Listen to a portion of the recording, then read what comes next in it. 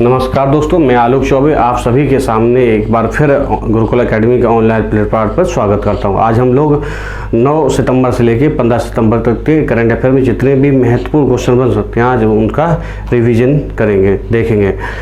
दूसरी बात कि पिछली वीडियो में आप सबने बहुत प्यार दिया, बहुत उसे देखा, बहुत सराहा, उस सब के लिए धन्यवाद आप सभी का। चलते हैं आज के क्वेश्चन के साथ।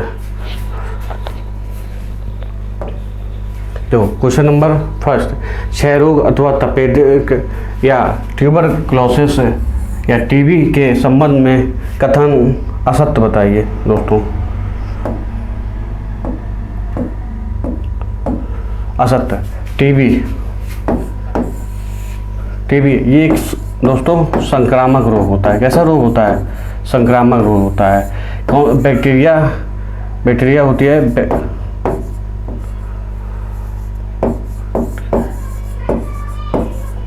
Bacterium tuberculosis. इसकी खोज की थी किसने? डॉक्टर रॉबर्ट कोच ने। कब की थी? 24 मार्च 1882 ईस्वी में। कब दोस्तों की? 1882 में। अब देखते हैं, देखो क्या देखा। क्षय रोग एक संक्रामक रोग है, बैक्टीरियम ट्यूबरक्लोसिस नामक बैक्टीरिया से होता है। क्या होता है? टीबी। और डॉक्टर रॉबर्ट कोच ने कब खोज की थी? 24 मार्च 1882 ईस्वी में। देखो पहला, अब देखते हैं क्वेश्चन। हर साल हम 24 मार्च को विश्व क्षय रोग दिवस मनाते हैं। ये सही होगा क्योंकि इसी दिन डॉक्टर रॉबर्ट कोच ने 1882 में खोज की थी बैक्टीरिया के, क्योंकि बैक्टीरियम ट्यूबरक्लोसिस के। इसी से तपेदिक रोग या क्षय रोग होता है। बी ऑप्शन देख लो। हाल ही में प्रधानमंत्री मोदी ने देश के 2025 तक टीबी उन्मूलन के मिशन पर बल देने के लिए प्रधानमंत्री टीबी मुक्त भारत अभियान का शुभारंभ किया। दोस्तों आपको हाल ही में या देखा हुआ समाचारों में कि राष्ट्रपति द्रौपदी मुर्मू ने इस अभियान का शुभारंभ किया। किसका शुभारंभ किया? प्रधानमंत्री टीबी मुक्त भारत का। किसका? प्रधानमंत्री टीबी मुक्त भारत का। किसने किया? राष्ट्रपति द्रौपदी मुर्मू। ठीक दोस्तों, कब तक के लिए? इसका लक्ष्य क्या? 2025। देखो भारत के लक्ष्य की बात की जाए तो 2025 याद रखेंगे, लेकिन अगर SDG या WHO के हिसाब से अगर बात मानी जाए तो इनका लक्ष्य 2030 तक टीबी उन्मूलन का है। दोस्तों कंफ्यूज मत होना। भारत का अगर लक्ष्य की बात की जाए, कब तक लक्ष्य रखा भारत सरकार ने? 2025 का। अगर SDG या WHO के हिसाब से माना जाए तो 2030 तक लक्ष्य माना। ठीक, इसी मौके पर माननीय राष्ट्रपति जी ने, किसने? राष्ट्रपति एक वेब पोर्टल की शुरुआत की। क्या नाम था? निश्चय 2.0 पोर्टल की शुरुआत की। ये एक ऐसा वेब पोर्टल है जिसके जरिए टीबी के मरीजों का उत्साह या उनका समर्थन या उनके बीमारी के लिए पैसे दान देना। किसके जरिए? इस पोर्टल के जरिए। ये ऐसा मंच है जिसके जरिए आप टीबी मरीजों की हेल्प, उत्साह या उनका समर्थन या पैसे देकर उनका इलाज करा सकते हैं। दानदाता भी बन सकते हैं, इसके जरिए दान कर सकते हैं। ठीक, तो देखते हैं क्वेश्चन क्या क्या देखा हम लोगों ने। क्षय रोग एक संक्रामक रोग है। WHO की रिपोर्ट के मुताबिक हर दिन, प्रत्येक दिन 4100 लोगों की मृत्यु होती है। कितने के? और लगभग 30,000 लोग इस बीमारी से ग्रसित होते हैं। ठीक दोस्तों, आप क्वेश्चन देखिए। हर साल 24 मार्च को विश्व क्षय रोग मनाया जाता है। ठीक है दोस्तों, ये दूसरा क्या बोला गया है? प्रधानमंत्री मोदी ने 2025 तक टीबी उन्मूलन के मिशन पर बल देने के लिए प्रधानमंत्री टीबी मुक्त भारत अभियान का, इससे प्रधानमंत्री जी ने नहीं, द्रौपदी मुर्मू जी ने शुरुआत की थी। भारत टीबी, प्रधानमंत्री टीबी मुक्त भारत अभियान के। ठीक है दोस्तों, तो ये गलत हो गया। सी ऑप्शन निश्चय 20 पहल का संबंध टीबी मरीजों को विभिन्न प्रकार के समर्थन उपलब्ध कराने या इच्छुक दानदाताओं के लिए मंच है, ये भी बिल्कुल सही है दोस्तों। और डी ऑप्शन SDG लक्ष्यों में साल 2030 तक टीबी को समाप्त करने का लक्ष्य रखा है। यहीं अगर भारत का पूछ लिया जाए तो 2025 तक लक्ष्य रखा है। तो इसका आंसर दोस्तों क्या हो जाएगा? B option. ठीक दोस्तों, चलते हैं अगले क्वेश्चन के साथ। दोस्तों पिछले करंट अफेयर की वीडियो में एक स्टूडेंट्स ने बोला था कि कट कॉपी पेस्ट इधर से उधर ले रहे। बेटा करंट अफेयर है तो कहीं करंट अफेयर में तो वही डाटा होगा है। अब अदर देश की तो हम पढ़ाएंगे नहीं, तो डाटा अलग हो तो कहीं ना कहीं तो मिलेगा। मेरा काम रिवीजन कराना है, डेली तो हम करंट अफेयर लेके नहीं आते हैं, लेकिन रिवीजन है तो कहीं ना कहीं आपको मिल जाएगा। इस वीडियो का उद्देश्य यही रहता है कि आपको रिकॉल कराया जाए, जो भी आपने हफ्ते भर पढ़ा है, जितने भी इम्पोर्टेंट है उसको दोबारा आपको सामने लाया जाए। ठीक दोस्तों, चलते हैं नेक्स्ट क्वेश्चन। निम्नलिखित में किसे हाल ही में संयुक्त राष्ट्र मानवाधिकार उच्चायुक्त नियुक्त किया गया? किसे दोस्तों? वोल्कर तुर्क को। वोल्कर तुर्क अगर पूछा जाए किस देश से संबंधित हैं, ये संबंधित है ऑस्ट्रिया से। किससे संबंधित है दोस्तों? ऑस्ट्रिया से। इन्होंने विश्व शरणार्थियों के लिए जो एक ऐतिहासिक समझौता हुआ, इसमें अहम योगदान दिया। किसमें? विश्व समझौते में अहम योगदान दिया। ठीक दोस्तों, अहम योगदान दिया। ये कहाँ संबंधित है? ऑस्ट्रेलिया से रहने वाले। अब बात आ गई संयुक्त राष्ट्र महासभा अधिकारी उच्चायुक्त के मानवाधिकार। इसके अगर ये कैसा संस्थान है? ये स्थायी अंतर सरकारी। कैसा है? अंतर सरकारी। अगर पूछ लिया जाता है कभी कभी किस प्रकार का संगठन है तो स्थायी अंतर सरकारी। अगर इसकी स्थापना की बात की जाए तो 2006 में संयुक्त राष्ट्र महासभा के जरिए ये गठित हुआ, या मंजूरी के बाद ये गठित हुई। ठीक दोस्तों, इसमें लगभग 47 सदस्य, कितने? 47 सदस्य संयुक्त राष्ट्र सदस्य ने मिलकर इसका गठन किया था। वर्तमान में भारत भी इसका सदस्य है। भारत भी सदस्य है।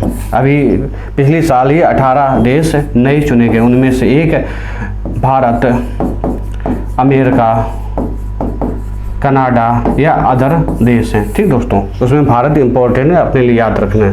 देखिए इसके दोस्तों बी ऑप्शन लिखा है पीटर एल्बर्स। ये हाल ही में इंडिगो एयरलाइंस के नए कार्यकारी अधिकारी नियुक्त किए गए। किसे? पीटर एल्बर्स को। टीवी शंकर नारायण की बात की जाए तो ये कर्नाटक के गायक थे। कहाँ के? कर्नाटक के गायक थे। ठीक, हाल ही में इनका निधन हो गया, इसलिए चर्चित में। किस लिए चर्चा में है दोस्तों? इनका हाल ही में निधन हो गया। ये प्रसिद्ध कर्नाटक गायक थे। डी ऑप्शन दोस्तों देखते हैं हम लोग इसमें। उख नागिन खुरेलसुख, ये मंगोलिया के राष्ट्रपति हैं। कहाँ के दोस्तों? मंगोलिया के। चर्चा में क्यों है? क्योंकि मंगोलिया में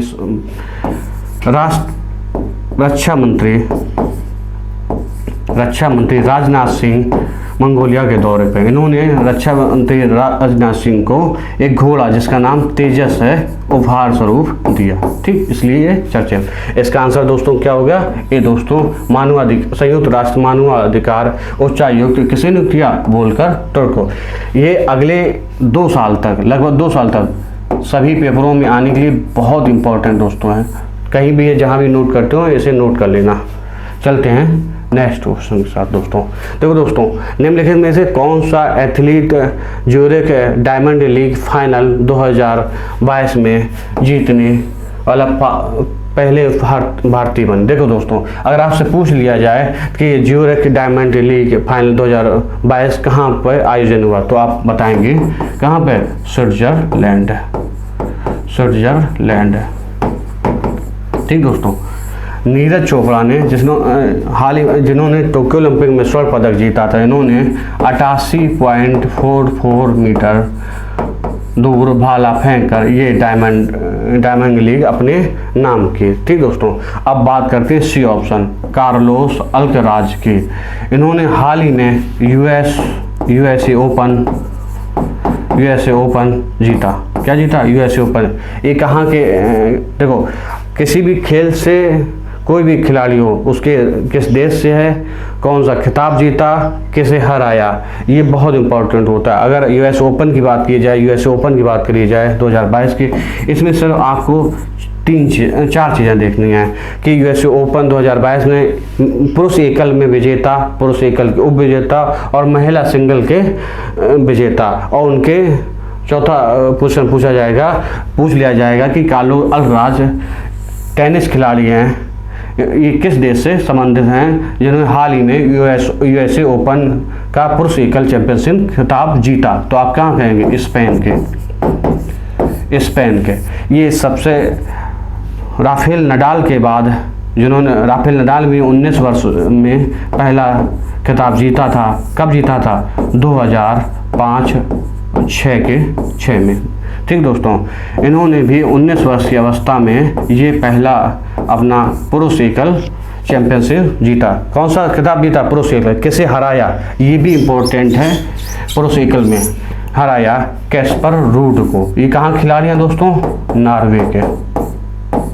ठीक, अब बात की जाए ए ऑप्शन का, इगा स्वियाटेक। इन्होंने यूएसए ओपन में महिला एकल चैंपियनशिप में, किसमें? महिला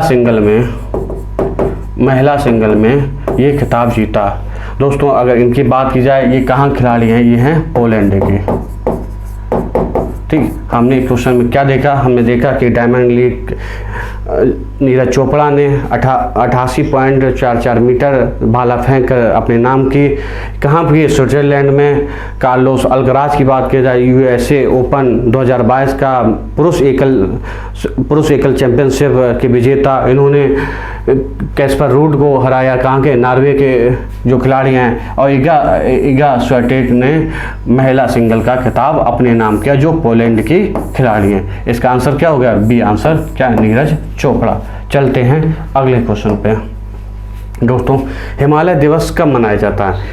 किसी भी पेपर में दिवस से संबंधित क्वेश्चन बहुत जरूरी आते हैं। एक क्वेश्चन तो बनता ही बनता है, इसलिए जितने भी दिवस हो रहे हैं एक साथ एक जगह नोट कर ले। जैसे सितंबर की बात चल रहा है तो सितंबर के एक साथ नोट कर लीजिए दोस्तों।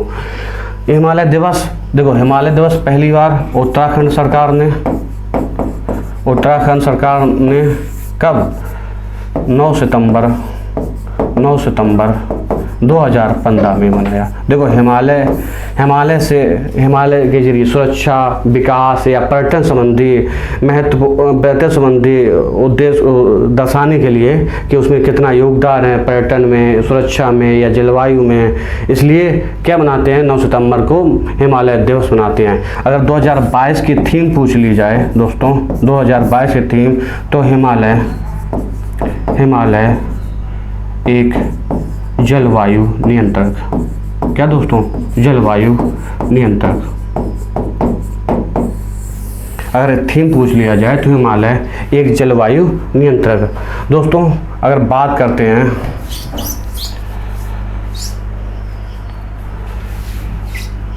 देखो इससे एक दिन और इलेक्ट्रिक व्हीकल डे भी इसी दिन मनाया जाता है। Electric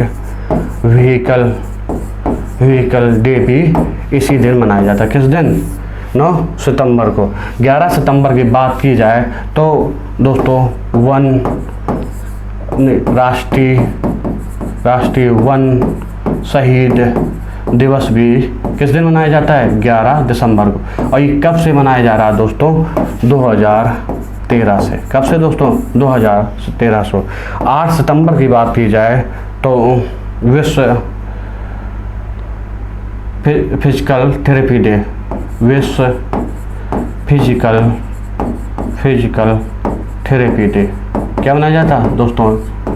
therapy day. 8 सितंबर को विश्व फिजिकल थेरेपी डे मनाया जाता है। अगर 10 सितंबर की दोस्तों बात की जाए, 10 दिसंबर को विश्व आत्महत्या रोकथाम दिवस। क्या दोस्तों, विश्व आत्महत्या रोकथाम। अगर इसके थीम की बात कर ली जाए तो क्रिएट होप थ्रू एक्शन। क्या दोस्तों, विश्व आत्महत्या रोकथाम दिवस। अगर इसकी थीम की बात करें, देखो सी और डी ग्रुप में थीम कोई इम्पोर्टेंट नहीं होती, लेकिन आप लोग नोट इसलिए करना, अच्छे पेपर में आप देने जाएंगे तो थीम देखने को मिल सकते हैं, क्योंकि आजकल जो स्टैंडर्ड है करंट अफेयर का वो बहुत ही अच्छा हो चला है। इसलिए आप लोग कतई इन चीज़ों में इग्नोर मत करना। जहाँ भी देश आप लिखते होंगे, एक देश के लिए अलग पेज कर लीजिए, वहाँ सितंबर के बाद अक्टूबर नवंबर या सितंबर के पहले अगस्त का एक साथ लिखना, जैसे जब भी आपको रिवाज करने को मिला। और ऐसे डेज लिखना जो आप लोग भूलते हैं, ऐसे नहीं जो आप लोग याद रहते हैं, जो आप लोग भूलते हैं उन्हें नोट एक साथ कर लिया गया, जिससे आप दोबारा देखें तो अपने नोट्स लिखे हुए जल्दी रिकॉल होते हैं। ठीक दोस्तों, तो क्या थीम हो गया, क्रिएट होप थ्रू रिएक्शन, अपने काम के जरिए लोगों में उम्मीद जताना। ठीक दोस्तों, इसका आंसर दोस्तों क्या होगा, डी आंसर। हिमालय दिवस कब मनाया जाता है, 9 सितंबर को, और 9 सितंबर को इलेक्ट्रिक व्हीकल डे भी के तौर पर भी हम मनाते हैं। चलते हैं नेक्स्ट क्वेश्चन पर दोस्तों। देखो दोस्तों, संयुक्त राष्ट्र विकास कार्यक्रम UNDP ने मानव विकास सूचकांक 2021 की रिपोर्ट जारी की है। देखो दोस्तों, अभी हाल ही में HDI 2021 की रिपोर्ट जारी की। किसने जारी की, UNDP ने। किसके जरिए, बहुत इंपॉर्टेंट फैक्ट होता है, पूछा जाता है, 2 तरीके क्वेश्चन आएगा तो UNDP के जरिए अभी हाल में निम्न में से कौन सी रिपोर्ट जारी की जाती है, या फिर HDI की रिपोर्ट किस संगठन द्वारा जारी की जाती है। तो आप लोग याद रखना कि कौन सी HDI रिपोर्ट 2021 किसके द्वारा, संयुक्त राष्ट्र विकास कार्यक्रम के जरिए जारी की गई अभी हाल में। इस रिपोर्ट में 2021 का डाटा लिया गया है। इसमें शीर्ष स्थान जो मिला है, अगर शीर्ष की बात कर ली जाए तो दोस्तों स्विट्जरलैंड, दूसरा स्थान मिला है नॉर्वे, तीसरा मिला है आइसलैंड, चौथे की बात कर ली जाए दोस्तों अगर तो हांगकांग, और 5वें की बात कर ली जाए तो दोस्तों ऑस्ट्रेलिया। ठीक है, ये शीर्ष की बात की जाए। अगर अंतिम स्थान की बात की जाए, अंतिम स्थान की, तो दक्षिणी सूडान, अंतिम स्थान का। तो शीर्ष के आप 3 तक याद कर सकते हैं, आजकल पैटर्न बदला, और लास्ट का आप एक याद ठीक रहेगा, दक्षिण सूडान। अगर इसके बाद भी अगर आप याद करने चाहें तो चाड। ठीक दोस्तों, अब हम देखते हैं कि HDI सबसे पहली बात अवधारणा किसने दी, 1999 में। कब, 1999 में। ये रिपोर्ट भी कौन सी रिपोर्ट है दोस्तों, 22वीं रिपोर्ट है। कौन सी रिपोर्ट है, अगर 22वीं रिपोर्ट है, नहीं दोस्तों गलत, ये रिपोर्ट का क्रम नहीं पता है। ठीक, HDI 2021 कब पहली बार अवधारणा दी, 1999। किसने दी, महबूब उल हक। ये कहाँ के अर्थशास्त्री के दोस्तों, ये थे पाकिस्तानी अर्थशास्त्री। ठीक है दोस्तों, लेकिन पहला HDI रिपोर्ट 1999 में जब तैयार हुई, HDI रिपोर्ट सूचकांक जारी करने में भारतीय मूल के अमर्त्य सेन ने भी योगदान दिया। किन्होंने योगदान दिया दोस्तों, अमर्त्य सेन ने भी, ये भारतीय मूल के अर्थशास्त्री हैं। ठीक दोस्तों, अब बात भारत की जाए, देखो हम इसमें अगर बताने को आ जाए तो बहुत चीज़ें बताई जा सकती हैं, कितने आधार होते हैं, कितने स्तंभ होते हैं। ठीक दोस्तों, लेकिन ये सब ज़्यादा हो जाएगा। हम लोगों से कितना है कि किसके जरिए जारी होती है ये रिपोर्ट, HDI रिपोर्ट जिसके जरिए जारी होती है, और इसकी अवधारणा देने वाला कौन सा, और किसके द्वारा जारी होती है, और शीर्ष पे देश कौन है, और अंतिम पे कौन थे, उसके बाद भारत के देश कौन है। देखो अगर भारत की बात की जाए, भारत देखो 2000 में 191 देशों में से भारत का स्थान 132वां है। कौन सा, 132वां है।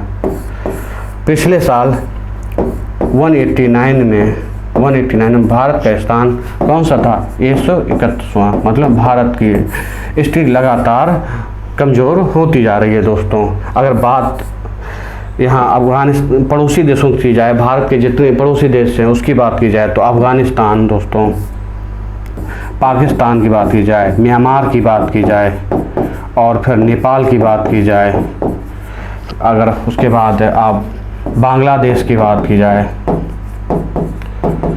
भूटान की बात की जाए और श्रीलंका, ये भारत के पड़ोसी देश हैं। देखो सबसे बड़ी अगर अफगानिस्तान की बात की जाए तो 180वां स्थान प्राप्त हुआ है। पाकिस्तान की बात की जाए तो 161वां, म्यांमार की बात की जाए तो 149वां और नेपाल की बात की जाए तो 143वां। इन चारों का भारत से 72 स्थान प्राप्त हुआ। माने इनसे चारों देशों से, जिससे अफगानिस्तान, पाकिस्तान और म्यांमार और नेपाल से भारत की स्थिति अच्छी है। ठीक, क्वेश्चन पूछ सकता है कि निम्नलिखित में से बताइए भारत के पड़ोसी देश जिनकी स्थिति भारत से अच्छी है, तो आप किसका बताएंगे? देखिए बांग्लादेश की अगर बात की जाए तो 129वीं है, भूटान की बात की जाए तो 127वीं रैंक है और श्रीलंका की बात की जाए तो 73वीं रैंक है। तो आप उसमें एक किसी का नाम दे सकते हैं। ये तीनों देश ऐसे हैं जिनकी स्थिति भारत से बेहतर है। किससे? भारत से बेहतर है। ठीक दोस्तों, अब क्वेश्चन देखते हैं। सभी जवाब क्वेश्चन के इसके जरिए मिल सकते हैं। देखो दोस्तों, पहला क्वेश्चन है, इस वर्ष की theme uncertain times unsettled lives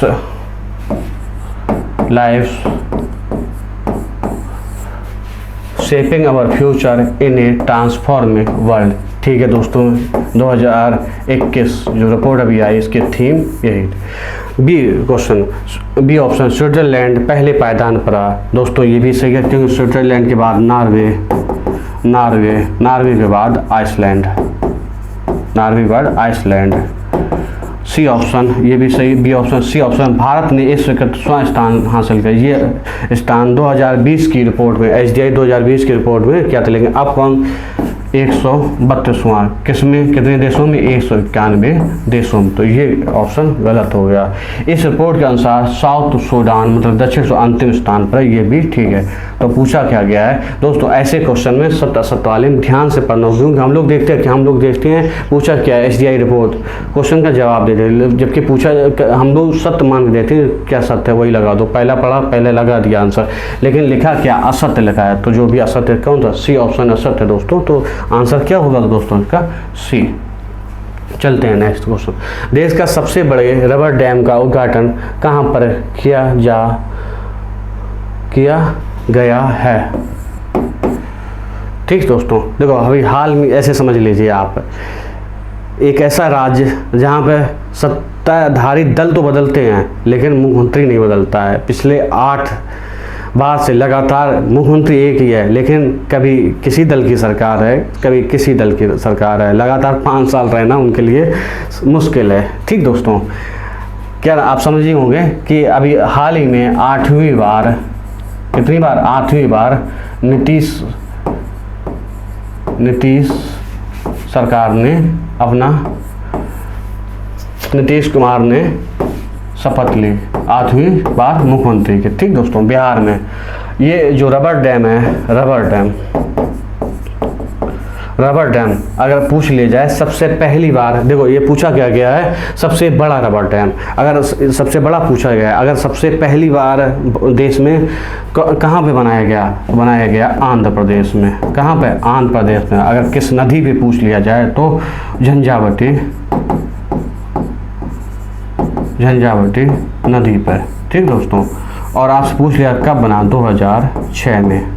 तो पहला रबर डैम आंध्र प्रदेश में झंझावती नदी पर और 2005 में। अगर पूछा क्या गया सबसे बड़ा बिहार में बना किस नदी पे पूछ लिया जाए तो फल्गु नदी पर। अगर पूछ लिया जाए किस नाम से इसका क्या नाम रखा गया दिया गया तो गया जी डैम नाम से इसका उद्घाटन किया गया दोस्तों। बात गुजरात की करी जाए, गुजरात के लोथल में, कहाँ पे दोस्तों, लोथल में, लोथल जो हड़प्पा सभ्यता के प्रमुख स्थल है, यहाँ पर राष्ट्रीय समुद्री विरासत पार्क का निर्माण हो रहा। कहाँ पे हो रहा है? लोथल गुजरात में राष्ट्रीय समुद्री विरासत पार्क का। इसके जरिए समुद्र की विविधता या समुद्र के जरिए हमारी संस्कृति जो भी है उसका प्रचार प्रसार करना इसका पार्क का प्रमुख कार्य होगा दोस्तों। दूसरी बात, हरियाणा में अभी हाल ही में हरियाणा के राखीगढ़ी में दोस्तों, आप लोगों के क्वेश्चन है राखीगढ़ी किस नदी के किनारे पर बसा हुआ है? आप लोग कमेंट जरूर करिए। ठीक दोस्तों, क्या दोस्तों, हरियाणा में राखीगढ़ी, और राखीगढ़ी किस नदी के किनारे स्थित है? अभी हाल ही में हरियाणा के राखीगढ़ी में हड़प्पा संस्कृति से जुड़ा हुआ संग्रहालय, किससे? हड़प्पा संस्कृति से जुड़ा हुआ संग्रहालय, सबसे बड़ा संग्रहालय कहाँ पे? हरियाणा राखीगढ़ी में उद्घाटन किया गया, निर्माणाधीन है। कब है? निर्माणाधीन। कहाँ पे? हरियाणा में। सबसे बड़ा संग्रहालय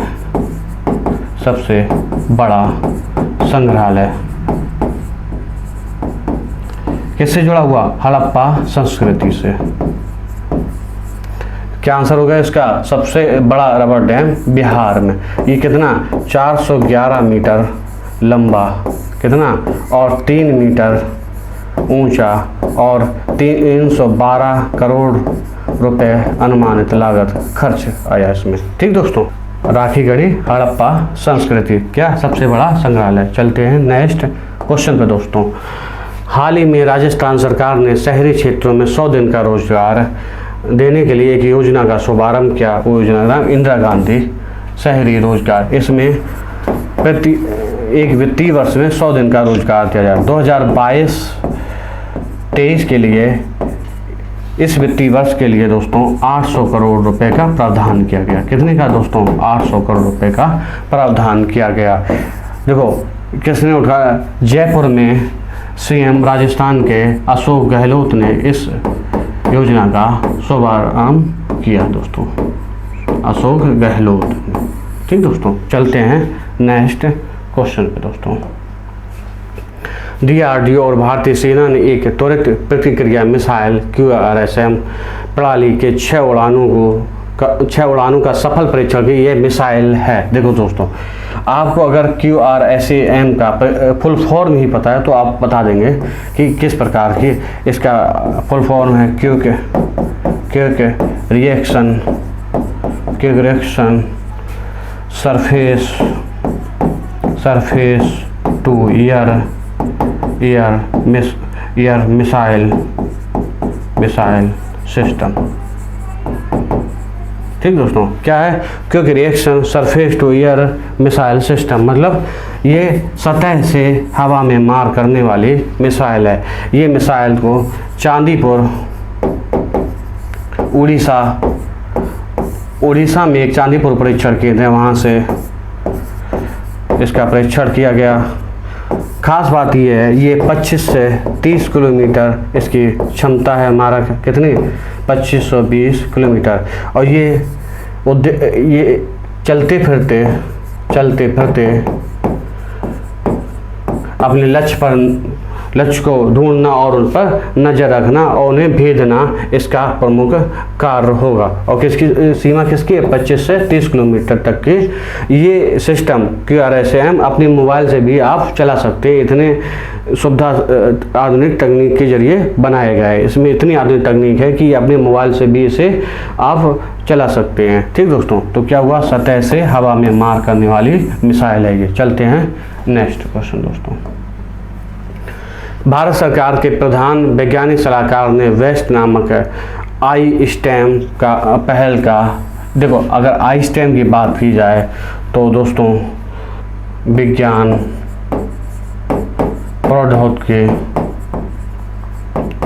प्रौद्योगिकी और इंजीनियरिंग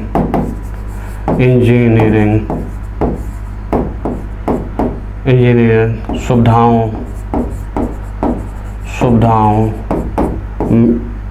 के मैप। ये एक वेब पोर्टल है, एक पोर्टल है दोस्तों। इसका शुभारंभ 2020 में प्रधानमंत्री नरेंद्र मोदी द्वारा किया गया था।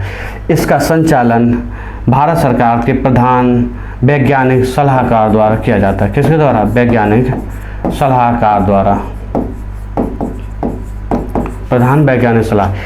इसी के जरिए एक नई स्कीम का, जिसमें इंजीनियरिंग, विज्ञान और प्रौद्योगिकी में महिलाएं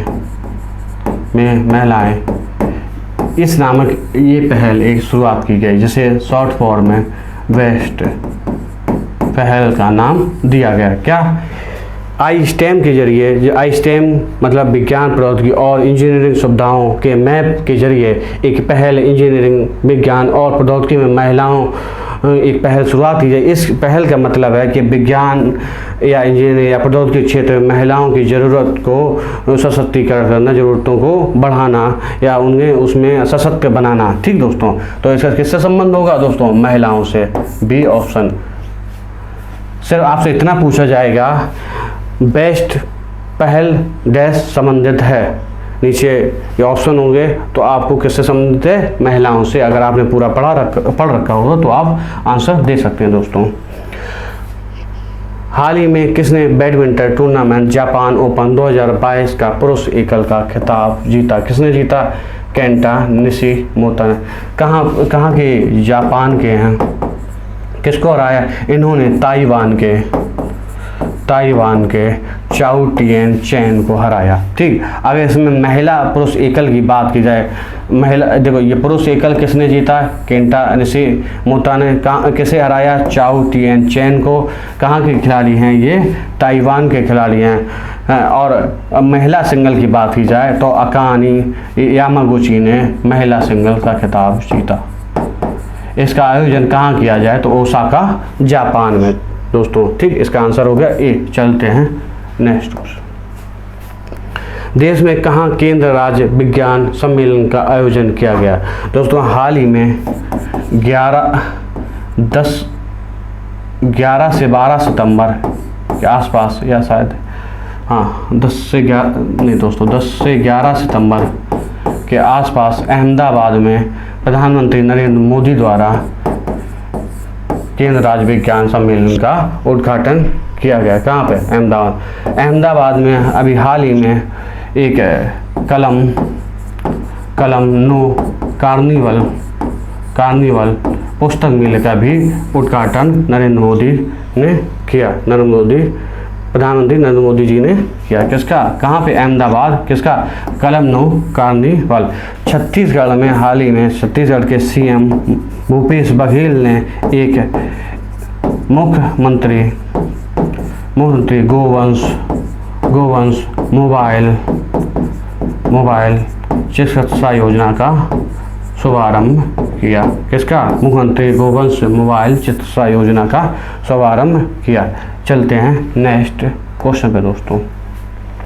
हाल ही में प्रधानमंत्री ने नई दिल्ली में नेताजी सुभाष चंद्र बोस की भव्य प्रतिमा का अनावरण किया। देखो, ये प्रतिमा, सबसे पहली बात, नेताजी सुभाष चंद्र बोस का अगर जन्म पूछ लिया जाए तो 23 जनवरी 1897 ईस्वी उड़ीसा के एक शहर कटक में हुआ। कहाँ हुआ दोस्तों? इन्होंने सिविल सेवा की परीक्षा 1919 में पास की। फिर 1938 में ये कांग्रेस के अध्यक्ष भी बने। लेकिन 1939 में इन्होंने गांधी जी के समर्थक पट्टाभी सीतारामैया को हरा दिया। लेकिन गांधी जी से मतभेद की वजह से इन्होंने कांग्रेस के अध्यक्ष पद से इस्तीफा दे दिया। इसके बाद उन्होंने सिंगापुर में 1943 में दिल्ली चलो का नारा भी किया। इनके बारे में अगर बताने हैं तो बहुत सी चीज़ें आएगी, लेकिन मेन समझ लीजिए। ठीक, इनकी मूर्ति का अनावरण अभी हाल ही में किसने किया? प्रधानमंत्री नरेंद्र मोदी। वो मूर्ति 28 फीट ऊंची होगी। ये मूर्ति इंडिया गेट से लेकर इंडिया गेट से लेकर सेंट्रल विस्टा, अभी हाल ही में एक नई संसद बन रही है वहाँ तक के लिए होगा। ठीक दोस्तों, वहाँ तक जो रास्ता गई है वो रास्ता का नाम कर्तव्य, जो मतलब कर्तव्य पथ कर दिया गया नाम, राजपथ से कर्तव्य पथ। कहाँ से? इंडिया गेट से लेके विस्टा सेंट्रल, जो अभी नई संसद भवन है इस, और इसकी मूर्ति कहाँ पे लगी? इंडिया गेट के पास में दोस्तों। ठीक, इसमें जो पत्थर लगे हैं काले ग्रेनाइट के पत्थर हैं। ये पत्थर तेलंगाना से 1665 लगभग किलोमीटर दूर से मंगाए गए थे। इनके अगर वास्तुकार का नाम पूछा जाए इस प्रतिमा के, तो क्या होगा दोस्तों? राहुल योगी राज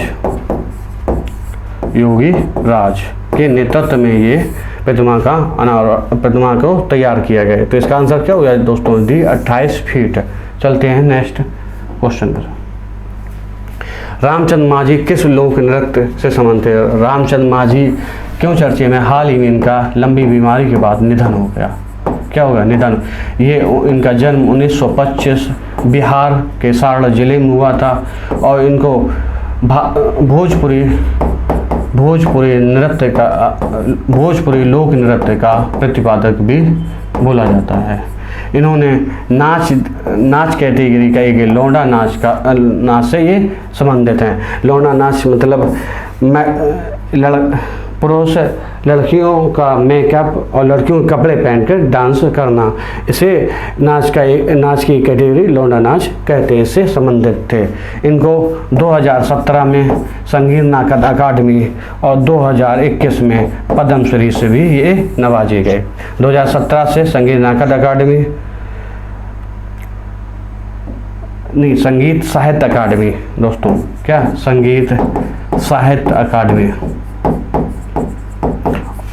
और 2021 में पद्मश्री सम्मान से भी नवाजे गए। कुछ अगला देखो दोस्तों, हाल ही में राष्ट्रीय सम्मेलन मंथन आयोजित किया गया। मंथन का आयोजन सड़क के टिकाऊपन, आधुनिक तकनीक, रख रखाव, गतिशीलता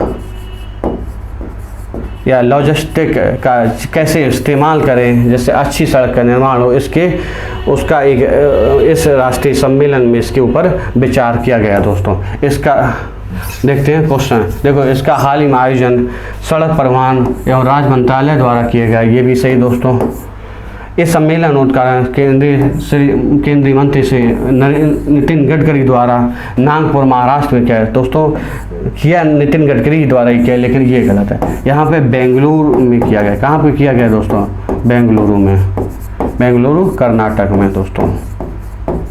तो ये ऑप्शन गलत हो जाएगा। इसके थीम अवधारणाओं से कार तक इस स्मार्ट, टिकाऊ, सड़क सुविधा, गतिशील और लॉजिस्टिक इकोसिस्टम की ओर रखी गई। ये भी सही है दोस्तों।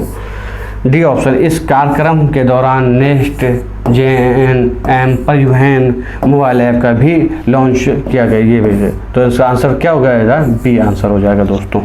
चलते हैं नेक्स्ट क्वेश्चन के साथ दोस्तों।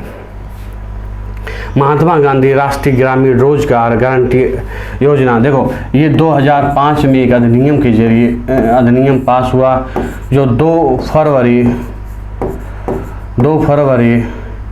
2006 में ये आंध्र प्रदेश में लागू की गई, लेकिन 1 अप्रैल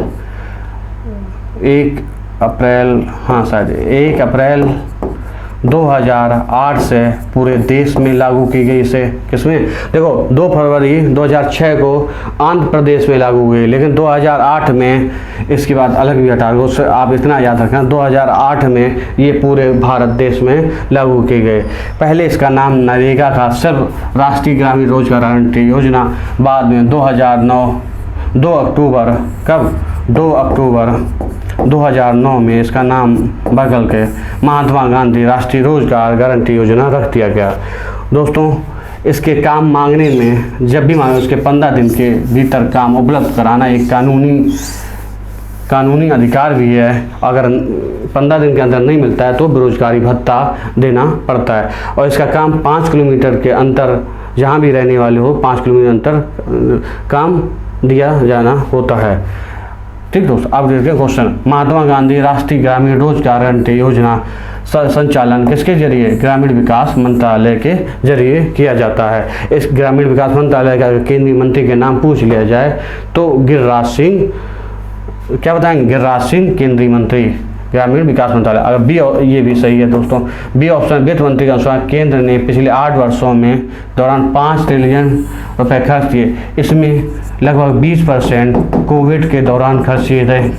इसके जरिए दौरान 20% कोविड के लिए। C option. सरकार के अनुसार ग्रामीण रोजगार योजना में महिलाओं की भागीदारी 2019-20 में 34.28% थी, वही 2022 और 23 में बढ़ के 37.60 हो गई। ये भी सही, मतलब मनरेगा में महिलाओं की भागीदारी बढ़ रही है। और डी ऑप्शन नन, इसमें सभी सही, इसलिए आंसर हो गया नन। चलते हैं नेक्स्ट क्वेश्चन।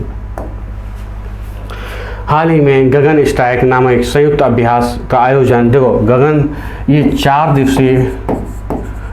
दिवसीय संयुक्त अभ्यास है ये। इसमें भारतीय सेना की तरफ से एक कोर है करगा, खड़गा कोर, और वायुसेना के बीच, किसके? वायुसेना के बीच हो रहा। ठीक दोस्तों, कहाँ पे? पंजाब में। चलते हैं नेक्स्ट क्वेश्चन। हाल ही में हिमाचल के वंशिका परमार ने कौन सा खिताब जीता? तो हिमाचल के, अगर बात की जाए मिस अर्थ इंडिया की, तो किसने जीता? वंशिका परमार ने। ये कहाँ की हैं? हिमाचल प्रदेश की।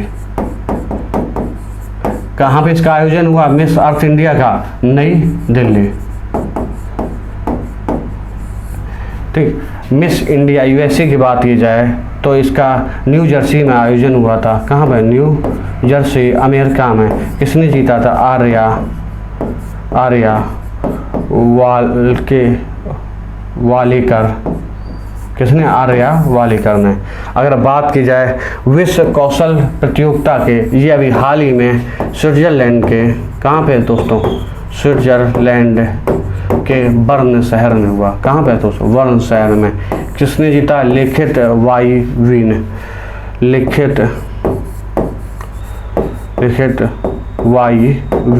ने। क्या दिया? कांस्य पदक अपने नाम किया। इसमें प्रोटोटाइप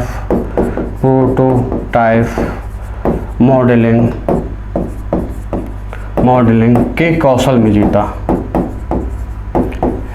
ठीक दोस्तों, अभी हाल ही में विश्व कौशल प्रतियोगिता 2022 लिखित वाई ने कांस्य पदक जीता। किस प्रतियोगिता में? प्रोटोटाइप मॉडलिंग के कौशल में। ठीक दोस्तों, इसका आंसर क्या होगा? ए ऑप्शन हो गया। वंशिका परमार हिमाचल प्रदेश ने मिस अर्थ इंडिया 2022 का खिताब अपने नाम किया। दोस्तों आप लोग नोट्स बनाते रहिए, क्योंकि जो अपने द्वारा नोट्स सुना जाते खुद के, उन्हें द्वारा पढ़ने में समय नहीं लगता है। आप एक बुक को पढ़िए और अपने हैंड रिटन नोट्स को पढ़िए, आपको ज़मीन आसमान का अंतर नज़र आ जाएगा। ठीक दोस्तों, विश्व आर्थिक स्वतंत्रता सूचकांक 2022 का असत्य कथन का चयन करना सोचो। देखो, विश्व आर्थिक सूचकांक 2022 कनाडा के एक think tank the Fraser institute द्वारा जारी किया गया। किसके जरिए? पूछा जाता है विश्व आर्थिक स्वतंत्रता सूचकांक किसके जरिए जारी किए गए, तो आप बताएंगे think tank the Fraser institute. कभी कभी सिर्फ फ्रेजर इंस्टीट्यूट आ जाएगा। ठीक है, पूछा जाए फ्रेजर इंस्टीट्यूट कहाँ, संगठन कहाँ से संबंधित है, तो कनाडा से संबंधित है। दोस्तों इस रिपोर्ट में 165 देशों के ऊपर इसकी रिपोर्ट बनी है। कब के आंकड़े हैं? 2020 के आंकड़े लिए गए, ये भी सही है। ठीक, भारत का 6.27 स्कोर के साथ 55वां स्थान है। ये गलत है दोस्तों, 89वां स्थान है दोस्तों। ठीक दोस्तों, इस सूचकांक में हांगकांग को शीर्ष स्थान, बिल्कुल सही। हांगकांग के बाद अगर बात की जाए दूसरा सिंगापुर और अंतिम वेनेजुएला। अगर वेनेजुएला के बाद बात की जाए तो दक्षिणी सूडान और उसके बाद अगर बात की जाए तो जिम्बाब्वे। जिम्बाब्वे। लेकिन आपको एक इसमें याद रखना है कि सूचकांक में शीर्ष पे हांगकांग, और हांगकांग को विश्व की मुक्त अर्थव्यवस्था वाला देश भी कहा। क्या कहा? विश्व की मुक्त अर्थव्यवस्था वाला देश भी कहा जाता है। सब शीर्ष स्थान हांगकांग और अंतिम स्थान वेनेजुएला। वेनेजुएला के बाद अगर पूछा दक्षिण सूडान और जिम्बाब्वे। हांगकांग के बाद दूसरे नंबर के अगर देश के पूछ लिया तो सिंगापुर। ठीक दोस्तों, चलते हैं। इसमें अगर गलत का सी ऑप्शन गलत था तो यही दोस्तों आंसर हो जाएगा। देखो दोस्तों, स्वच्छ अमृत महोत्सव से संबंध असत्य कथन का चयन है। देखो, स्वच्छ अमृत महोत्सव आज रिकॉर्ड 17 सितंबर को ये वीडियो रिकॉर्ड हो रहा है। तो 17 सितंबर से लेकर कब तक? 17 सितंबर से लेकर 2 अक्टूबर तक स्वच्छ अमृत महोत्सव मनाया जाता है। ये अमृत महोत्सव स्वच्छ भारत मिशन, स्वच्छ भारत मिशन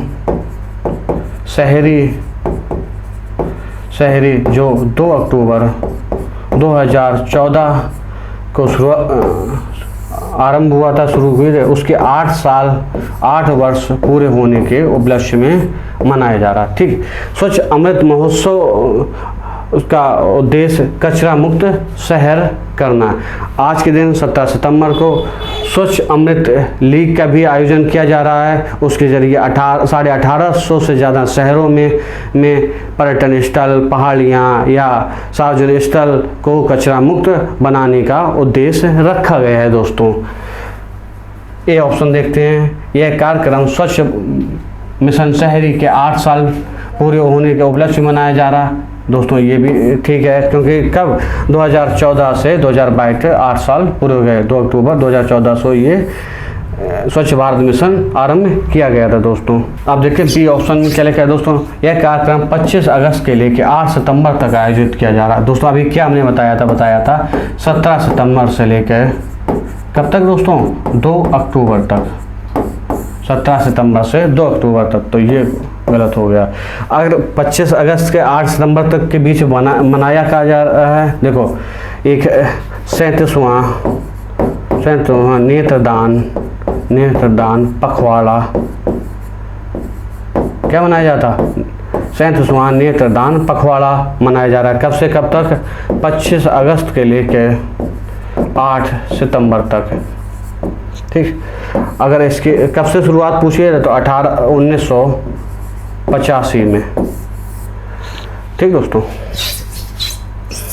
सी ऑप्शन देख लो। इस कार्यक्रम का आयोजन आवास एवं शहरी मामलों के मंत्रालय द्वारा किया जा रहा है। इसके केंद्रीय मंत्री का नाम पूछा जाए तो हरदीप सिंह पुरी।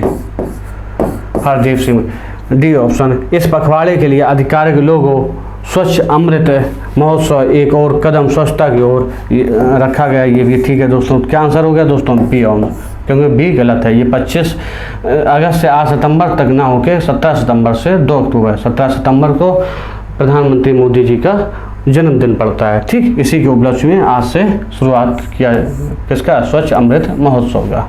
चलते हैं नेक्स्ट। भारतीय नौसेना के प्रोजेक्ट 17A के संबंध में असत्य कथन का चयन। देखो दोस्तों, ये ऑप्शन लिखा है कि भारतीय सेना के प्रोजेक्ट 17A के तहत 5वीं स्टील्थ फ्रिगेट के लॉन्च किया गया। बिल्कुल सही दोस्तों। इसके 4 फ्रिगेट पहले ही लॉन्च किए जा चुके हैं। ये ऑप्शन सही है। बी ऑप्शन, इस फ्रिगेट को मझगांव डाक shipyard limited ship builders limited दोस्तों कोची में ना होकर मुंबई महाराष्ट्र में पड़ता है, इसलिए क्या बी ऑप्शन गलत हो जाएगा दोस्तों। इस ब्रिगेड का नाम गढ़वाल में स्थित हिमालय के एक पहाड़ी क्षेत्र श्रृंखला के नाम पर पड़ा। एक उत्तराखंड में गढ़वाल में स्थित हिमालय की पहाड़ी है, क्या नाम उसका? तारागिरी। उसके नाम पर इसका किसका 5वीं स्टील ब्रिगेड का नाम तारागिरी रखा गया। यह नाम नेवी वाइव्स के वेलफेयर, देखो मेरे जो टाइपिस्ट काम करते हैं उन्हें ज़्यादा प्रेशर होता है, इसलिए वो टाइपिंग रख करते हैं, यहाँ वाइफ्स होगा। ठीक दोस्तों, वेलफेयर एसोसिएशन पश्चिमी क्षेत्र के अध्यक्षता चारू सिंह ने ना अध्यक्षता नहीं, वेलफेयर एसोसिएशन अध्यक्ष चारू सिंह ने ये नाम दिया क्या, तारागिरी। किस नाम से, गढ़वाल हिमालय में एक पर्वत श्रृंखला के नाम से, ठीक, पहाड़ी श्रृंखला के नाम से। तो इसका आंसर क्या हो गया दोस्तों, ये भी सही है और डी ऑप्शन, बी ऑप्शन इसका करेक्ट हो गया दोस्तों। सिर्फ आपसे इतना पूछा जाएगा कि फ्रिगेट 17PA के जो 5वीं स्टील फ्रिगेट आया उसका क्या नाम रखा गया, इतना ही, तारागिरी। इससे ज़्यादा डिटेल जानकारी नहीं पूछी जाएगी आपसे। देखो अगला क्वेश्चन, संघाई सहयोग संगठन के बारे में असत्य कथन कौन सा है। देखो अगर बात संघाई सहयोग संगठन करें तो सबसे पहले 1996 में दोस्तों, नोट्स इसके लिए अलग बना लेना, संघाई 5 के नाम से, संघाई 5 के नाम से इस संगठन अस्तित्व में आया। इसमें 5 देश रूस, चीन, कजाकिस्तान, किर्गिस्तान और तजाकिस्तान, ठीक दोस्तों। 5 देशों ने आपसी सुरक्षा संबंधित मामलों पर एक साथ आकर ये क्या, संघाई 5 का निर्माण, संगठन का निर्माण किया। उसके बाद 15 जून 2001 में इसमें उज्बेकिस्तान भी ऐड हो गया, क्या नाम, उज्बेकिस्तान। तब इसका नाम बदल के संघाई सहयोग संगठन रख दिया गया। 2021 में दोस्तों, 2021 में भारत और पाकिस्तान इसके स्थायी सदस्य के रूप में भाग लिया, ठीक दोस्तों। अभी हाल ही में संघाई सहयोग संगठन 2021 में ईरान नया सदस्य बना है, ईरान नया सदस्य। देखो 7वें 8वें सदस्य भारत और पाकिस्तान के और 9वां सदस्य ईरान। अगर आपसे पूछ लिया जाए संघाई सहयोग संगठन का अभी हाल ही में 9वां सदस्य कौन सा देश बना, तो क्या कहेंगे, ईरान बना, ठीक दोस्तों। चर्चा में क्यों है, क्योंकि 15 से 16 सितंबर उज्बेकिस्तान के समरकंद में इसका आयोजन शिखर सम्मेलन का बैठक। इसी शिखर सम्मेलन में अगले 2023 सितंबर तक के लिए भारत को इसकी अध्यक्षता सौंपी जा रही है। इसका अगर मुख्यालय पूछा जाए तो बीजिंग चीन में। अगर इसके महासचिव का नाम पूछ लिया जाए तो झांगझिन चीन के इनके महासचिव हैं। अब आइए क्वेश्चन पे दोस्तों। यह एक स्थायी अंतर सरकारी संगठन है दोस्तों, संघाई सहयोग संगठन SCO के 8 सदस्य हैं दोस्तों, गलत। अभी क्या बताया था, 9वां सदस्य के तौर में किसने भाग लिया, ईरान ने, तो ये गलत हो गया। सी ऑप्शन, संघाई सहयोग संगठन का मुख्यालय बीजिंग चीन में है, ये भी ठीक। SCO में भारत और पाकिस्तान 2017 में सदस्य के तौर पर शामिल हुए, ये भी ठीक है। चलते हैं, क्योंकि इसमें चीन का दबदबा ज़्यादा हो इसलिए भारत के साथ साथ भारत को सदस्यता दिलाने के लिए रूस ने पहल की थी और पाकिस्तान को सदस्यता दिलाने के लिए चीन ने पहल की थी, ठीक दोस्तों। चलते हैं नेक्स्ट क्वेश्चन पर। अंतर्राष्ट्रीय डेयरी संघ विश्व डेयरी सम्मेलन 2022 का उद्घाटन हाल ही में नोएडा में किया गया, ठीक दोस्तों। इससे पहले सम्मेलन कब हुआ था, 1974 ईस्वी में। किसके द्वारा इसका सम्मेलन का उद्घाटन किया गया, प्रधानमंत्री नरेंद्र मोदी के द्वारा, प्रधानमंत्री मोदी के द्वारा। कहाँ पे गया, यूपी के ग्रेटर नोएडा में दोस्तों। अभी हाल ही में कब, 11 से 12 सितंबर के बीच में दोस्तों, तो इसमें डेट में कंफ्यूज है, लेकिन कहाँ पे, नोएडा में।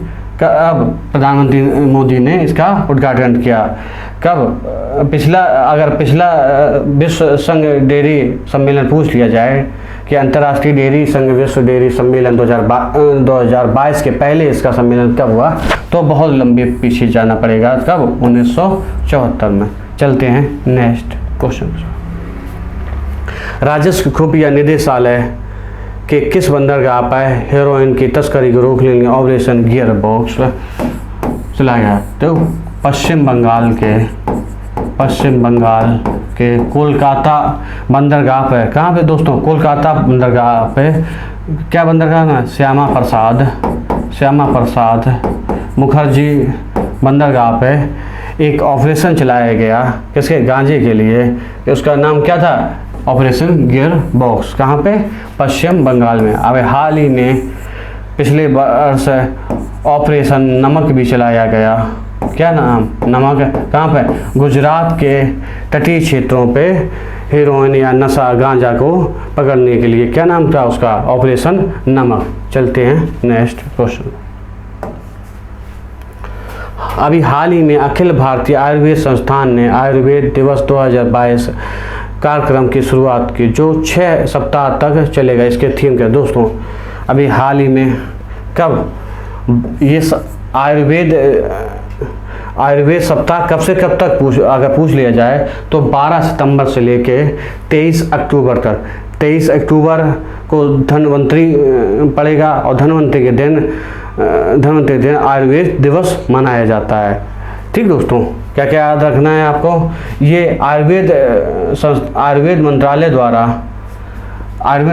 द्वारा अखिल भारतीय आयुर्वेद संस्थान के देख रेख में इस आयुर्वेद दिवस 2022 कार्यक्रम की शुरुआत की गई, जो 6 सप्ताह का। किसके? देखो, आयुर्वेद मंत्रालय जो 2014 में अस्तित्व में आया। ठीक दोस्तों, 2014 में। इसकी एक शाखा है अखिल भारतीय आयुर्वेद संस्थान के देख रेख में आयुर्वेद दिवस कब से कब तक? 12 सितंबर। आप उससे इतना पूछा जाएगा जो अभी हाल ही में आयुर्वेद दिवस है, जो 6 सप्ताह तक चलेगा, कब से कब तक मनाया जाएगा? तो 12 सितंबर से लेके दोस्तों 23 अक्टूबर तक। 23 अक्टूबर को आयुर्वेद दिवस मनाया। किस रूप में मनाते हैं हम 23 अक्टूबर? आयुर्वेद दिवस, क्योंकि वैसे आयुर्वेद दिवस धन्वंतरी के मौके पे मनाया जाता है। धन्वंतरी मतलब जिसे हम धनतेरस बोलते हैं, धनतेरस। और धनतेरस की बात कब है? 23 अक्टूबर। इसलिए इस दिन आयुर्वेद दिवस के रूप में भी मनाया जाता है। इसकी जो थीम है दोस्तों, हर दिन हर घर आयुर्वेद। ठीक दोस्तों, सी ऑप्शन हो जाए। चलते हैं नेक्स्ट क्वेश्चन। हाल ही में केंद्र सरकार ने मुकुल रोहतगी को भारत का महान न्यायवादी नियुक्त किसके स्थान पर किया? देखो, मुकुल रोहतगी को 14वां महान न्यायवादी ने। और महान न्यायाधीश संविधान में किस अनुच्छेद में पड़ता है दोस्तों? अनुच्छेद 76 में। किस काम पे? के वेणुगोपाल के स्थान पर दोस्तों। देखो, मुकुल रोहतगी को दोबारा बनाया गया। इससे पहले केकू वेणुगोपालन के पहले भी कौन से? मुकुल रोहतगी ही महान न्यायवादी थे। बी ऑप्शन इसमें दिनकर राव गुप्ता दिया जाए। ये खुफिया एजेंसी के अध्यक्ष हैं, महानिदेशक। किसके? दिनकर राव गुप्ता। किसके? NIA के खुफिया, राष्ट्रीय खुफिया NI के। ठीक है, इसका फुल फॉर्म हिंदी में सही बन नहीं रहा दोस्तों। दिनकर राव गुप्ता NIA के अभी हाल ही में इन्हें नियुक्त किया गया है। न्यायमूर्ति मुनीश्वर नाथ भंडारी अभी हाल ही में चर्चा है, क्योंकि इन्हें धन शोधन निवारण के तहत, अधिनियम के तहत एक अपीली बोर्ड है। क्या? अपीली बोर्ड, उसका अध्यक्ष बनाया गया। कब? किसको? न्यायमूर्ति मुनीश्वर नाथ भंडारी। ये मद्रास के पूर्व न्यायाधीश हैं। ठीक है, कहाँ के? मद्रास के। चलते हैं नेक्स्ट क्वेश्चन पे। इसका आंसर हो जाएगा के वेणुगोपाल के जगह पे मुकुल रोहतगी को बनाया गया है। ठीक दोस्तों, असत्य कथन पर विचार कीजिए। Japan India maritime exercise JMAX श्रृंखला की शुरुआत जनवरी 2012 में की गई दोस्तों। बिल्कुल सही, 2012 में की गई। जिमेक्स सैन्य अभ्यास का यह 6वां संस्करण है दोस्तों, ये भी बिल्कुल सही आंसर है इसका। जापान इंडिया मैरीटाइम एक्सरसाइज 2022 दक्षिणी चीन सागर में। देखो दोस्तों ये गलत है, ये बंगाल की खाड़ी में आयोजित किया जा रहा है। कहाँ पे? बंगाल की खाड़ी में। पिछले वर्ष जो 5वां हुआ था इसका, वो अरब सागर में हुआ था। कहाँ हुआ दोस्तों? अरब सागर में। अगर आपसे 5वीं जिमेक्स कहाँ आयोजित हुआ पूछ लिया जाए तो कहाँ बताएंगे? अरब सागर में। इस जिमेक्स सैन्य अभ्यास में 3 युद्धपोतों ने भाग लिया था। किसने किसने? INS सहाद्री, INS करमत और INS करवती। ठीक दोस्तों, आपसे पूछ लिया जाए निम्न में से जिमेक्स सुरक्षा अभ्यास में किस युद्धपोत में भाग नहीं लिया जाए? 3 INS सहाद्री, INS करमत और INS करवती के अलावा चौथा ऑप्शन दे दिया जाएगा, उस पर आपको आंसर लगाना रहेगा। ठीक, इसका आंसर क्या हो जाएगा? सी गलत है, क्योंकि सी चीन सागर में ना होकर बंगाल की खाड़ी में जिमेक्स 6 का आयोजन किया जा रहा है। ठीक दोस्तों, चलते हैं नेक्स्ट। और अभी हाल ही में जापान और भारत के बीच 17वीं संबंधों की 17वीं वर्षगांठ भी मनाई जा रही है। भारत में हर वर्ष 14 सितंबर को हिंदी दिवस का आयोजन किया जाता है। पहली बार कब आयोजन किया गया? दोस्तों हिंदी दिवस कब मनाया जाता है? 14 सितंबर, ये सभी पता है। अगर आपसे पूछ लिया जाए दोस्तों विश्व हिंदी दिवस, तो आप दोस्तों कमेंट करना कब होता है, बताइए विश्व हिंदी दिवस। ठीक, देखो 14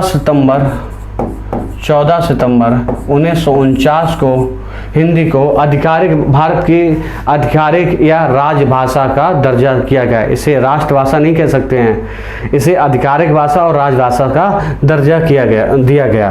और पहली बार हिंदी दिवस कब? 14 सितंबर 1953 से मनाया जाना शुरू किया गया। कब से? 14 सितंबर 1953 पहली बार। तो इसका आंसर हो जाए बी। लेकिन विश्व हिंदी दिवस की बात करें तो विश्व हिंदी दिवस 10 जनवरी को मनाया जाता है। कब? 10 जनवरी को मनाया जाता है। ये पहली बार 2006 में मनाया गया। ठीक, हिंदी के उत्थान के लिए कब? 2006 में पहली बार विश्व हिंदी दिवस मनाया गया। 1975 की बात की जाए तो पहली बार विश्व हिंदी सम्मेलन, क्या दोस्तों, विश्व हिंदी सम्मेलन कब मनाया गया? 10 से 14 जनवरी 1975 में दोस्तों। कब? 1975 में। कहाँ पे? नागपुर में। बहुत इंपॉर्टेंट क्वेश्चन है, पूछा जाता है प्रथम विश्व हिंदी सम्मेलन कहाँ पर आयोजित किया गया? नागपुर में। कब आयोजित किया गया? 1975 में। कब से कब तक? 10 से 14 जनवरी तक। और पहला विश्व हिंदी दिवस 2006 से इसी उपलक्ष्य में कि हिंदी के उत्थान, हिंदी को बढ़ाना, ठीक, इसके उपलक्ष्य में मनाया। तो इसका आंसर क्या हो गया? विश्व हिंदी दिवस हिंदी दिवस पहली बार कब मनाया गया? 1953 को। ठीक, चलते हैं नेक्स्ट क्वेश्चन। अभी हाल ही में समुद्री गश्ती अभियान लड़ाकू अभ्यास के लिए किस स्थान पर पहुंचा दोस्तों? तो ऑस्ट्रेलिया। ये ऑस्ट्रेलिया का सबसे बड़ा अभ्यास है और इस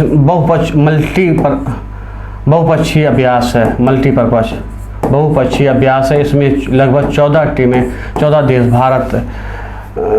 देश भाग ले रहे हैं। इसमें भारत की तरफ से एक गश्ती लड़ाकू विमान और INS सतपुड़ा ने भाग लिया के लिए कहाँ पहुँचे हैं? INS सतपुड़ा और एक गश्ती विमान, ठीक, फाइटर जेट। चलते हैं नेक्स्ट क्वेश्चन पर। प्रधानमंत्री मत्स्य संपदा योजना कब शुरू की गई? देखो प्रधानमंत्री मत्स्य संपदा योजना 2020 कब? सितंबर 2020 में शुरू की गई।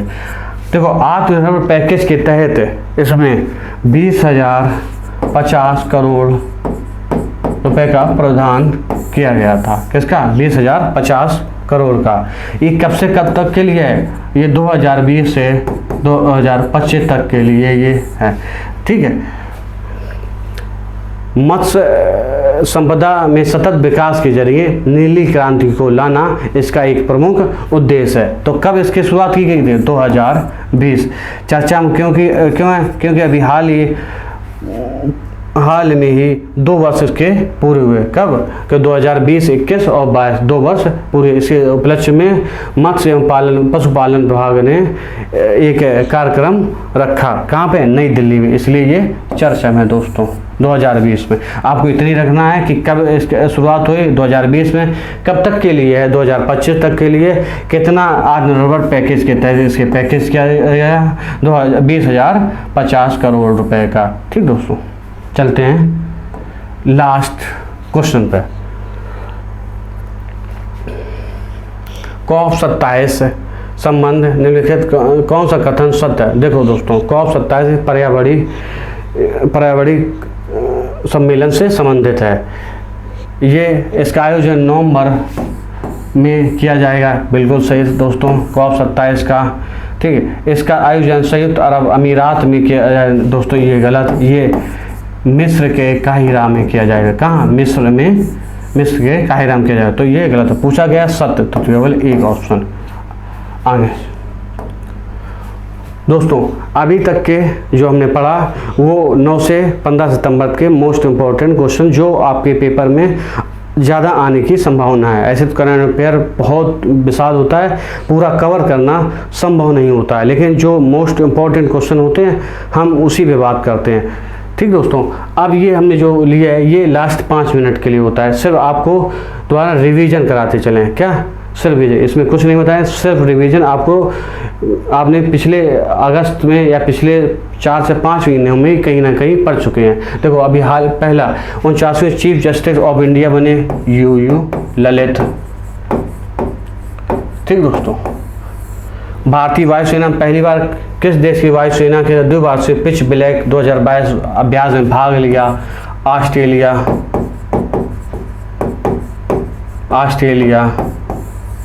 ठीक है, उत्तर प्रदेश में हिंदी संस्थान के वर्ष 2021 के लिए सर्वोच्च सम्मान भारत भारती का किसे मिला? डॉक्टर रमानाथ त्रिपाठी को। ये त्रिपाली नहीं, त्रिपाठी होगा दोस्तों। त्रिपाठी को प्रदान किया गया। नगद कितना पुरस्कार दिया जाता है? 8 लाख। अगर आपसे पूछ लिया जाए भारत भारती में नगद जो भारत भारती पुरस्कार में कितने रुपए का सम्मान मिलता है, कितने रुपए दिए जाते हैं, तो 8 लाख रुपए। मिशन भूमिपुत्र लॉन्च किया असम सरकार ने। जाति प्रमाण पत्र वो भी डिजिटल बनवाना। ठीक, डिजिटल जाति प्रमाण पत्र बनवाने के लिए। किस शहर में संकल्प से सिद्धि सम्मेलन का 3रा संस्करण? बेंगलुरु कर्नाटक में। सैन्य अभ्यास, युद्ध अभ्यास कहाँ, किसके साथ? अमेरिका और भारत के साथ।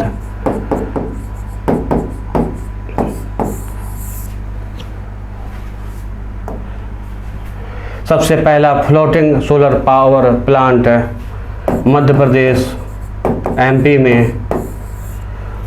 अंडर 6 फुटबॉल का खिताब जीता, किसने जीता दोस्तों? भारत ने। विदेशी निवेश को बढ़ावा देने के लिए 15 सदस्यीय विशेषज्ञ समूह को गठित किया गया। KV सुब्रमण्यम के अध्यक्षता में। किसके? KV सुब्रमण्यम के अध्यक्षता में। चलते हैं, पहला चंद्र ऑर्बिटर डानरे लॉन्च किया गया। किसके जरिए? ईरान के जरिए। ईरान देश ने। सेरेना विलियम्स ने संन्यास लेने की घोषणा की। कहाँ की खिलाड़ी हैं? अमेरिका की। भारत का पहला मानव रहित गगनयान लॉन्च होगा 2023 के लास्ट मंथ में या 2024 के शुरुआती माह में। ठीक, इसका अभी क्लियर नहीं है क्योंकि अभी हाल ही में ये भारत सरकार द्वारा जारी किया गया है कि 2023 के लास्ट से लेकर 2024 की शुरुआत तक हो सकता है। ये इस कोविड की वजह से लेट हो रहा है, वैसे 2023 में होना था।